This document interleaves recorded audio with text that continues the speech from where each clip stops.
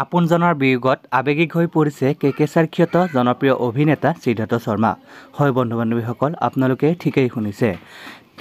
নিজৰ আপোন আৰু এজন খুব ভাল বন্ধু আছিল বুলি তেওঁ সামাজিক মাধ্যমত প্ৰকাশ কৰে। আৰু কেকেচাৰে কয় যে তেওঁ এনেকৈ যাব বুলি সপোনতো ভবা নাছিল। আচলতে বেহাৰবাৰী আউটপোষ্টৰ সকলো অভিনেতা আৰু অভিনেত্ৰীসকলেও ভবা নাছিল। আচলতে বেহাৰবাৰী আউটপোষ্টৰ সকলো জনপ্ৰিয় অভিনেতা আৰু অভিনেত্ৰীসকলে তেওঁৰ এই দুখবৰটো মানি ল'ব পৰা নাই। হয় বন্ধু বান্ধৱীসকল, তেওঁ এজন খুব সহজ সৰল আছিল আৰু এজন ভাল মনৰ আছিল। আৰু বহুদাৰ অযুত সপোনৰ কথা কৈ আৱেগিক হৈ পৰিল জনপ্ৰিয় অভিনেতা কেকেচাৰ খ্যাত সিদ্ধাৰ্থ শৰ্মা। বন্ধু বান্ধৱীসকল, আহকচোন বাৰু সামাজিক মাধ্যমত কেকেচাৰ খ্যাত সিদ্ধাৰ্থ শৰ্মাই কি ক'লে আপোনালোকে সম্পূৰ্ণ ভিডিঅ'টো চাব অলপ স্কিপ নকৰাকৈ। ঘটনাটো আগদিনাখন ভৰ্তি কৰাইছিল আৰু তাৰ এনেই অসুখটো হৈ আছিল, হায়দৰাবাদো গৈছিল চিকিৎসাৰ কাৰণে। আৰু ফোনত কথা পাতোঁতে অলপ ভাল পোৱা বুলিও কৈছিল, এই ক'লে বেহাৰবাৰী গৈ কৰিমগৈ, একেলগে এক্টিং কৰিব, এইবোৰ কৈ আছিল। ইয়াত ভৰ্তি কৰালে আমি গৈ অলপ আগত ঢুকোৱাৰ অলপ আগত আমি গোটেই মানে বেহাৰবাৰী টিমটো গৈ মাতবোল লগাই বৌহঁতক, আৰু তাকো মই ICUলৈ গৈও লগ পাইছোঁ। তেতিয়া দেখি অকণমান সন্দেহ হৈছে, কিন্তু বাহিৰত কোৱা নাই, আমিখিনি পাতিছোঁ আৰু ঘপকৈ কালি আৰু আমাৰো কিবা অনুষ্ঠান আছিল, গৈ থাকোঁতে খানাপাৰা মানতহে খবৰটো পাইছোঁ, 9:30 মানত তেনেকুৱা সময়তে ঢুকাইছে।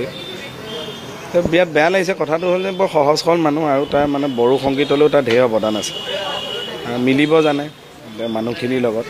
সি মানে সদায় এইটো কৈ থাকে আৰু মোৰ লগত সি চিন কৰিব, এক্টিং কৰিব, স্ক্ৰিপ্টটো আনিলে মোক দি দিয়ে, তই বানা কিবা এটা। আৰু চিনবিলাক জমিছিলোঁতো, এতিয়া আজি সেইবিলাক আহি আছে ফেচবুকত, দেখি বেয়া লাগিছে। ল'ৰাটো ছোৱালীজনীকো তেওঁলোকৰতো খুব এটা মানে ল'ৰাটোৱেতো কাম কৰি আছে, কিছুমান তাৰো আশা থাকেতো, চব মানুহে থাকে, সেইবোৰ কৈ থাকে আমাৰ আগতো। সেইবোৰ এতিয়া মনত পৰি বেয়া লাগিছে তালৈ।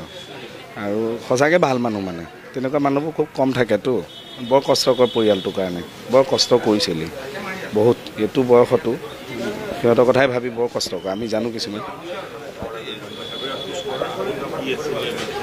আগতে বেলেগ বেলেগ চিৰিয়েলো কৰিছিল চেনেলত, আৰু এনেই গান সি গায়ো, লিখেও এনেকুৱা। জুবিন দাহঁতেও গাইছে তাৰ গান। আৰু মই সেই গান গোৱা পৰ্যায়ত একে আৰম্ভণিতে তাক চিনি পোৱা নাছিলোঁ, নামটো শুনিছিলোঁ। তাৰপৰা এই ৰাজেশ দাই যেতিয়া আমাৰ বেহাৰবাৰীলৈ মাতিলে তেতিয়া লগ পালোঁ।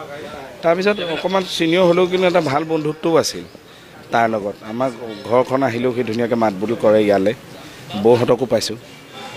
মানুহ হিচাপেও বৰ ভাল আছিল, আৰু মানে খুব ভদ্ৰ, সময়ত আহি কামটো নিষ্ঠাৰে কৰেহি, কিন্তু গুচি যাব বুলি একে সপোনতো ভবা নাছিল। কথাটো শুনি খুব বেয়া লাগিছে। উপায় নাই, আমাৰ হাতত একো নাই, খালি পৰিয়ালটোকে ভগৱানে শক্তি দিয়ক, সেইটোৱে বিচাৰোঁ। নাই মানে বেলেগ এতিয়া ৰিচেণ্ট একো নাই। সি মাজতে সেই কিবা এয়া এডিটিং শিকিবও গৈছিল, মুম্বাইত আছিল, জুবিন দাৰ ঘৰতে আছিল। কথা বতৰা পাতি থাকোঁ, সিও ফোন কৰে, ময়ো কৰোঁ। আৰু এইবাৰ মানে সি কৈ আছে, পল্লৱকো মেছেজ দিছিল, আহি সি বেহাৰবাৰী কৰিব, তাৰপৰা মোৰ লগত চিন কৰিব, সেইবোৰ কৈ আছিল। অলপ তই ভাব কিবা কিবি এনেকুৱা কৈ আছিল। আৰু আমাৰবোৰৰ চিনবোৰ দুয়োটাই জমিছিলোঁতো তেতিয়া, মানে বেহাৰবাৰী আউটপোষ্টত। ভাবা নাই, ভাল হৈছে বুলি ক'লে লাহে লাহে কিবা কথাত সি বুজায়ো থাকে, খোৱা বোৱা সাৱধান হ'ব লাগে। আৰু মই ভাবিছিলোঁ সি শ্ব' বোলে কৰিছে এতিয়া।